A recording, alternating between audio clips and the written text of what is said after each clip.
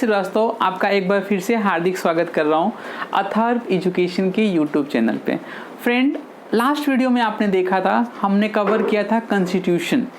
Constitution क्या होता है, कॉन्स्टिट्यूशन का प्रोसेस यानी कॉन्स्टिट्यूशन को फ्रेम होने का प्रोसेस क्या था, कॉन्स्टिट्यूशन के फीचर। तो कॉन्स्टिट्यूशन के फीचर में 4 पॉइंट तक हमने डिस्कस किया था। आज हम नेक्स्ट डिस्कस करने वाले हैं, जिसमें जो आपके सामने बहुत इंपॉर्टेंट टॉपिक है, unified arrangement during crisis. Unified arrangement during crisis मतलब होता है कि गवर्नमेंट किसके बेस पे काम करती है। कॉन्स्टिट्यूशन के जो राइट्स हैं, कॉन्स्टिट्यूशन में जो डायरेक्शन दिया हुआ है, जो चीज़ें मेंशन है, उसके अकॉर्डिंग स्टेट गवर्नमेंट या सेंट्रल गवर्नमेंट क्या करती है, वर्क करती है। फ्रेंड, हमारा जो कॉन्स्टिट्यूशनल है वह प्रेसिडेंट को ये पावर देता है कि कुछ सर्कमस्टेंस ऐसे हैं जैसे कि war, political instability and third financial crisis अगर कंट्री में है तो प्रेसिडेंट के पास ये पावर है कि वह क्या कर सकता है, नेशनल इमरजेंसी डिक्लेयर कर सकता है। नेशनल इमरजेंसी डिक्लेयर करने का पावर, और ये पावर उसको कहाँ से मिला है, कॉन्स्टिट्यूशन से मिला है। फ्रेंड, 1975 में एक बार इंडिया में भी इमरजेंसी लागू की गई थी, और वह इमरजेंसी थी पॉलिटिकल इनस्टेबिलिटी का। न वो वॉर रिलेटेड इमरजेंसी थी, न वो फाइनेंस रिलेटेड इमरजेंसी थी। वह इमरजेंसी किसकी थी, finance political instability. Means government को जब ये लगे, प्रेसिडेंट को जब ये लगे कि कंट्री का पॉलिटिकल बैकग्राउंड या पॉलिटिकल जो स्टेबिलिटी खत्म हो गई है, तो वह क्या कर सकता है, नेशनल इमरजेंसी डिक्लेयर कर सकता है। नेशनल इमरजेंसी उसको डिक्लेयर करना होता है। उस केस में क्या होता है कि जो प्राइम मिनिस्टर होते, जो कैबिनेट होता है, वह क्या होती है, खत्म हो जाती है। टोटल पावर जो होता है वह किसके पास चला जाता है, प्रेसिडेंट के पास चला जाता है। यह बहुत ही यूनिक फीचर है। दूसरा है पार्लियामेंट्री सिस्टम। फ्रेंड, आपको पता है इंडिया में पार्लियामेंट्री सिस्टम चलता है। पार्लियामेंट्री सिस्टम मतलब क्या होता है, राज्यसभा, आरएस इसको बोलते हैं, और दूसरा होता है एलएस, मीन्स होता है लोकसभा। आरएस मतलब होता है राज्यसभा। अब आरएस क्यों और एलएस क्यों? आरएस मतलब होता है राज्यसभा। राज्यसभा क्यों? इसमें जो बैठने वाले लोग हैं, देखिए इसमें बैठने वाले लोग कितने होते हैं, 250। कितने लोग यहाँ बैठते हैं, 250। ये 250 आते कहाँ से हैं, आपने कभी सोचा 250 कहाँ से आते हैं? 250 आते हैं स्टेट गवर्नमेंट में। आपको पता है जो भी स्टेट गवर्नमेंट होती है, जो बड़े स्टेट हैं उसमें क्या होते हैं, उसमें होती है विधानसभा और विधान परिषद। विधानसभा एंड विधान परिषद। जैसे यूपी है, यूपी में क्या है, विधानसभा भी है और विधान परिषद भी है, क्योंकि बड़ा स्टेट है। तो यहाँ जो बैठने वाले लोग हैं, जिसको बोलते हैं हम एमएलए, या इसको यहाँ बैठने वाले लोगों को हम क्या बोलते हैं, एमएलए, और यहाँ बैठने वाले लोगों को हम क्या बोलते हैं, एमएलए। ये लोग क्या करते हैं, एमएलए और एमएलसी क्या करते हैं, अपने अपने वोट को क्या करते हैं, देते हैं। किसको देते हैं, मेंबर ऑफ पार्लियामेंट, राज्यसभा को। तो अगर जो विनर होता है मेंबर ऑफ पार्लियामेंट, मतलब जो राज्यसभा में जो जिनको इन्होंने वोट दिया है और वो जीत जाता है, तो वह क्या होता, कहलाता है मेंबर ऑफ पार्लियामेंट, राज्यसभा। दूसरा है लोकसभा। लोकसभा का इलेक्शन होता है, कैसे होता है मैं आपको बताएं, 545। ये कितने सीट इसमें है फ्रेंड, 545। इसमें कितनी सीट होती है, 250। इसमें कितनी सीट होती है, 545। इलेक्शन कितने का होता है, 543। ये डायरेक्ट इलेक्शन होता है। मींस जिसका एज 18 साल है वह डायरेक्ट क्या कर सकता है, अपने मेंबर ऑफ पार्लियामेंट को इलेक्ट कर सकता है। तो बट फ्रेंड, नरेंद्र मोदी जो हमारे पीएम है, हमारे जो रिस्पेक्टेड प्राइम मिनिस्टर हैं, वो भी क्या हुए, वो क्या है, मेंबर ऑफ पार्लियामेंट लोकसभा, क्योंकि डायरेक्ट इलेक्शन से आते हैं। डायरेक्ट इलेक्शन से वो लोग क्या कर आए हैं, और उनका जो एरिया है वो क्या है, आपको पता है वाराणसी है। तो वाराणसी के लोगों ने क्या किया, उनको चुन के वहां पे भेजा है कि जाओ एंजॉय करो। अब मनाओ, आप क्या है, प्राइम मिनिस्टर हैं देश के, ठीक है। मतलब वो लोग ऐसा नहीं डिसाइड कर सकते कि आप प्राइम मिनिस्टर हो, लेकिन वो क्या कर सकते हैं, अपने मेंबर ऑफ पार्लियामेंट को इलेक्ट करके कहाँ भेज सकते हैं, लोकसभा में भेज सकते हैं। नंबर का पॉइंट है independent and impartial judiciary. Friend, आपको पता है इंडिया एक चीज़ के लिए बहुत फेमस है, इंडिपेंडेंट जुडिशियरी। इंडिपेंडेंट जुडिशियरी का मतलब है कि हम कभी भी आपके पास ऐसा लगता है, कभी भी आपको ऐसा लगता है कि आपके साथ क्या हो रही है, पार्शियलिटी हो रही है। पार्शियलिटी मतलब अलग अलग लेवल पे क्या होती है, पार्शियलिटी होती है। आपको लगता है कि आपके साथ क्या हो रहा है, इनजस्टिस हो रहा है। आपको लगता है कि कुछ ऐसी फंडामेंटल राइट्स हैं, फंडामेंटल ड्यूटीज़ है जिसको लेने में कोई रोक रहा है।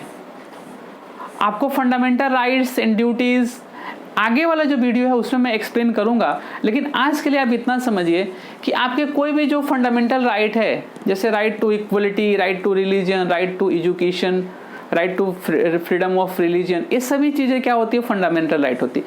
तो अगर आपको ऐसा लगता है कि कोई आपके साथ क्या कर रहा है, गलत कर रहा है, आपके साथ एक्सप्लॉयटेशन कर रहा है, आपकी जो राइट्स हैं उसको लेने नहीं दे रहा है, तो आप क्या कर सकते हो, आप जुडिशियरी में जा सकते हो। जुडिशियरी क्या होती है, इंडिपेंडेंट। इंडिया का जुडिशियरी क्या है, इंडिपेंडेंट है, वो किसी के कंट्रोल में नहीं होती है, किसी के कंट्रोल में नहीं है, इंडिपेंडेंट इम्पार्शियल होके क्या करते हैं, जो जज होते हैं वो डिसीजंस लेते हैं। वो किसी का भी गवर्नमेंट हो, इंडिया के या तो गरीब आदमी हो, बहुत गरीब आदमी हो, या तो बहुत अमीर आदमी हो, या बहुत बड़ा पॉलिटिशियन हो, या इवन हम कह सकते हैं कि हमारे राष्ट्रपति, हमारे जो प्राइम मिनिस्टर हैं, उनको भी क्या हो सकता है, अगर लगता है गवर्नमेंट को, उनको लगता है कि जुडिशरी को लगता है कि ये गलत हो रहा है, तो वह क्या कर सकते हैं, उसको भी सजा दिया जाने का प्रोविजंस है। फ्रेंड, जुडिशियरी जो होती है, मैं आपको सजेस्ट करूंगा, जुडिशियरी कभी भी, जुडिशियरी जो होती है वो क्या होती है, इंडिपेंडेंट ही होना चाहिए। अगर इंडिपेंडेंट नहीं रहेगा तो जो जज हैं वो पार्शियल डिसीजन क्या कर सकते हैं, वो दे सकते हैं। और जो क्या बोल सकते हैं, अपने बोल सकते हैं जो विक्टिम है, विक्टिम को सही तरीके से जजमेंट नहीं मिलेगा, तो यह प्रॉब्लम हो सकती है। इसीलिए इंडिया की जुडिशरी को कॉन्स्टिट्यूशनल राइट दिया हुआ है कि आपको फ्री रहना है, आपको किसी के प्रेशर में काम नहीं करना है। फिर आगे है अमेंडमेंट इन कॉन्स्टिट्यूशन। फ्रेंड, आपको बता दूं मैं, कॉन्स्टिट्यूशन जब बनाया गया, आपको पता है कॉन्स्टिट्यूशन को इंडिया में इम्प्लीमेंट किया गया 26 जनवरी 1950 को। उस दिन से लेके आज तक बहुत बार क्या हुआ है, कॉन्स्टिट्यूशन में अमेंडमेंट हुए हैं, कॉन्स्टिट्यूशन में अमेंडमेंट हुए। क्यों अमेंडमेंट? जैसे जैसे टाइम बीतता है फ्रेंड, वैसे वैसे क्या होती है, लॉ को में भी चेंजेस करने की जरूरत होती है। कुछ नई नई चीज़ें आती हैं, नई नई टाइप के क्राइम्स आते हैं, नए नए इम्प्रूवमेंट आते हैं। उन सबको चेंज करने की राइट्स किसके पास है, मेंबर ऑफ पार्लियामेंट के पास है। पार्लियामेंट के पास ये पावर है कि वह कॉन्स्टिट्यूशन में अमेंडमेंट कर सकता है, या कॉन्स्टिट्यूशन में कुछ प्रोविजन को क्या कर सकता है, रिमूव कर सकता है या इंट्रोड्यूस कर सकता है। तो अमेंडमेंट का होने का पावर भी कहाँ से हमें मिला है, कॉन्स्टिट्यूशन से ही मिला। कॉन्स्टिट्यूशनल ने पावर आपको दिया कि उसमें आप चाहो तो चेंज कर सकते हो, लेकिन चेंज करने के लिए क्या होना चाहिए, मेजोरिटी। अगेन मेजोरिटी की बात आती है, 2/3 की अगर मेजोरिटी रहेगी दोनों हाउस में, लोकसभा में और राज्यसभा में, तभी आप क्या कर सकते हो, चेंजेस कर सकते हो। नेक्स्ट है फ्रेंड, यूनिवर्सल एडल्ट सफरेज। आप लोगों की एज आई थिंक 16 और 17 ईयर्स होगी। जो वीडियो देख रहा है 9th में स्टैंडर्ड की वीडियो है, तो 9th स्टैंडर्ड में आप लोग नियर अबाउट 15, 16, 17 के रेंज में आप होंगे। अब देखिए, इंडिया में यूनिवर्सल एडल्ट फ्रेंचाइजी कहा जाता है। यूनिवर्सल एडल्ट फ्रेंचाइजी का मतलब जिसका एज 18 और मोर देन 18 है, उसको राइट है कि वह क्या कर सकता है, इलेक्शन में पार्टिसिपेट कर सकता है, यानी अपने वोट को क्या कर सकता है, वो कास्ट कर सकता है, अपने वोट को कास्ट कर सकता है, अपने वोट को क्या कर सकता है, अपना उनके जो फेवरेट जो लीडर हैं उनको क्या कर सकता है, अपना जो प्रीशियस वोट है वो दे सकता है उनको, यानी इलेक्शन में पार्टिसिपेट कर सकता है। तो उसको बोलते हैं यूनिवर्सल एडल्ट फ्रेंचाइजी या universal adult suffrage, means 18 years. जब आप 18 ईयर्स के हो जाएंगे तब आपको क्या एक राइट और मिलेगी, राइट टू वोट, यानी आपको वोट देने का अधिकार मिलेगा। नेक्स्ट है सेकुलरिज्म। फ्रेंड, आपको पता है सेकुलरिज्म मतलब होता है किसी पर्टिकुलर रिलीजन को प्रमोट न करना ही सेकुलरिज्म होता है।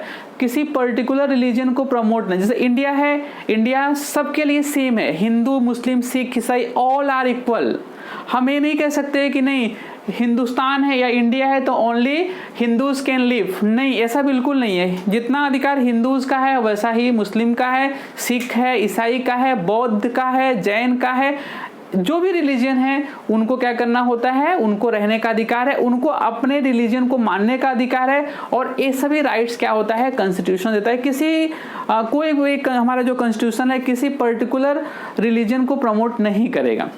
नेक्स्ट है जुडिशियल रिव्यू। जुडिशियल रिव्यू मतलब होता है टाइम पे अगर ये लगता है कि कुछ गलत हो रहा है तो कॉन्स्टिट्यूशन ये राइट देता है गवर्नमेंट को कि जुडिशियल रिव्यू कर सकता है। यानी जो हमारा जुडिशियल प्रोसीजर है उसमें या तो कोई चेंजेस कर सकता है या तो इम्प्रूवमेंट चाहिए तो इम्प्रूवमेंट करने का राइट कौन देता है, कॉन्स्टिट्यूशन का। तो ये फ्रेंड हम कह सकते हैं कि ये एक यूनिकनेस है। फ्रेंड हम ये कह सकते हैं कि हमारे कॉन्स्टिट्यूशनल क्या करता है, एक यूनिकनेस प्रोवाइड करता है। ये सब चीजें क्या होती है, यूनिक फीचर्स हैं। हम कह सकते हैं कि ये यूनिक फीचर्स है, अपने आप में क्या है, एक्स्ट्रा ऑर्डिनरी है फ्रेंड, ऐसा कह सकते हैं हम। नेक्स्ट है फंडामेंटल राइट्स एंड ड्यूटी।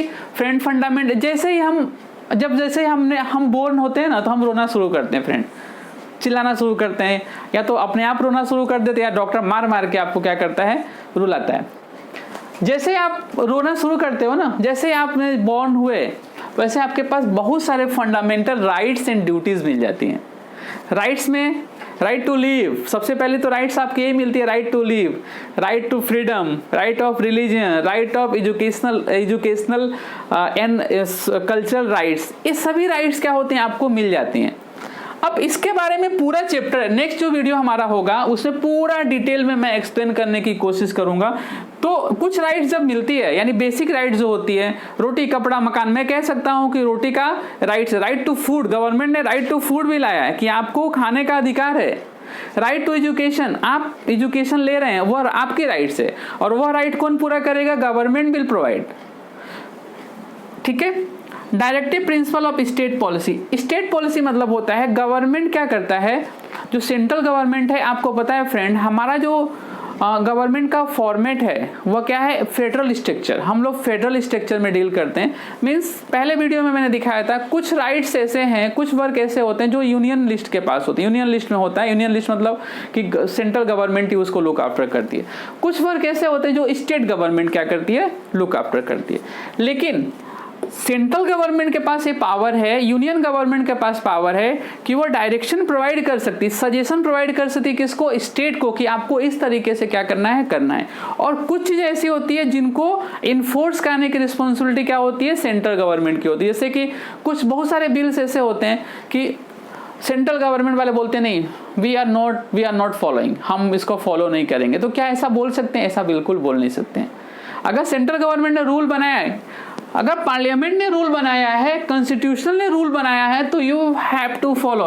तो इसको बोलते हैं directive principle of state policy. Means constitution क्या करता है, सेंट्रल गवर्नमेंट को राइट देता है कि स्टेट गवर्नमेंट से वर्क जो है आपको लेना है, और जो लॉ एंड ऑर्डर है उनको क्या करना है, इंप्लीमेंट कराना है एज पर कॉन्स्टिट्यूशन। नेक्स्ट और लास्ट है provision for backward sections and tribes. Friends आपने सुना होगा रिजर्वेशन, आपने एक वर्ड सुना होगा, बार बार ये वर्ड आता है रिजर्वेशन का। रिजर्वेशन का जो सिस्टम है वह कॉन्स्टिट्यूशन में मेंशन है। जब फ्रेमर्स जो थे डॉक्टर राजेंद्र प्रसाद या BR अम्बेडकर, उन्होंने क्या डिसाइड किया कि जो बैकवर्ड क्लास के लोग हैं, जो गांव में रहते हैं, जो शहरों से काफी दूर हैं, उन्होंने देखा ही नहीं शहर, जंगलों में बेचारे रहते हैं। जब जंगलों में रहते हैं तो उनको भी क्या होना चाहिए, स्ट्रीम लाइन में आने का अधिकार है। स्ट्रीम लाइन मतलब क्या होता है कि आप तो शहर में रहे, आपको अच्छा एजुकेशन मिला तो आप जल्दी सक्सेस हो गए, लेकिन व्हाट अबाउट ट्राइबल पीपल, जो 10 सालों जो कभी शहर देखा नहीं, कभी लाइट उसने देखा नहीं, कभी रोड देखा नहीं उसने, कभी ब्रिज देखा नहीं, कभी मोबाइल देखा नहीं, कभी टीवी उसने देखा नहीं, तो उसको भी क्या होना चाहिए, मेन स्ट्रीम में आने का मौका मिलना चाहिए। तो इसीलिए क्या करती है गवर्नमेंट, क्या करती है, उनको रिजर्वेशन प्रोवाइड करती है ताकि वो मेन स्ट्रीम में आ सकें और अपना डेवलपमेंट कर सकें। तो फ्रेंड ये भी जो सिस्टम है वह किसमें मेंशन किया हुआ है, यह मेंशन है हमारे कॉन्स्टिट्यूशन में कि जो बैकवर्ड क्लास के लोग हैं, बैकवर्ड सेक्शन के लोग हैं या ट्राइबल पीपल हैं, उनको मेन स्ट्रीम में लाने का रिजर्वेशन प्रोवाइड करने की जो राइट्स है वह कौन देता है, कॉन्स्टिट्यूशन देता है। फ्रेंड्स यह था हमारा वीडियो कॉन्स्टिट्यूशन के बेस पे, यानी टोटल जो कॉन्स्टिट्यूशन के बारे में जो मैंने डीपली एक्सप्लेन करने की कोशिश किया है। फिर भी अगर कोई आपको डाउट्स लगता है तो कमेंट बॉक्स में आप क्या कर सकते हो, उसको मेंशन कर सकते हो, कमेंट बॉक्स के थ्रू मेरे पास उसको पहुंचा सकते हैं। और फिर भी कोई क्वेरी होती है तो आप मुझे ईमेल कर सकते हैं। फ्रेंड्स, उम्मीद करता हूं कि आपको ये हमारा वीडियो पसंद आया होगा, और पसंद आया हो तो प्लीज़ इस वीडियो को लाइक कीजिए, अपने दोस्तों के साथ शेयर कीजिए, और हमारे YouTube चैनल अथर्व एजुकेशन को ज़रूर सब्सक्राइब कीजिए। Thank you.